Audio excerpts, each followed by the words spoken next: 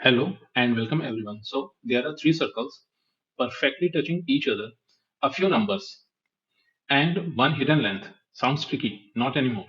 So today we are going to solve a beautiful tangency geometry problem where we will use distance relations and circle properties to find the length of, in fact, AX. So stay with me. This one's clean, smart, and super satisfying solution. So, in this question, it is given that the circle B is a tangent to circle A at x, circle C is a tangent to circle A at y, and circle B and C are tangent to each other. If AB is equal to 6 units, AC is equal to 5 units, and BC is equal to 9 units. So, what is AX? So, very first, let capital R be the radius of circle A, small rb be the radius of circle B, and RC be the radius of the circle C. Since circle B is a tangent to circle A at x, the distance from center A to the center B is the difference between their radii. So AB can be written as capital R minus RB, and it is given 6 units. So let's call it equation number 1.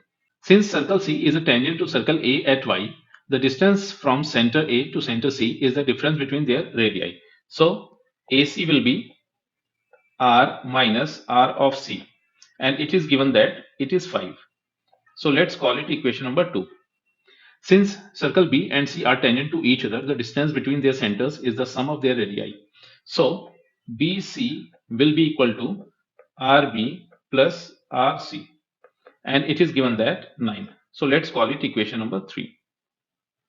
So here from equation number 1 and 2 we can find the value of RB, that is capital R minus 6, and RC, that is capital R minus 5, and put these values into equation number 3. So the equation number 3 will become capital R minus 6 plus capital R minus 5 is equal to 9.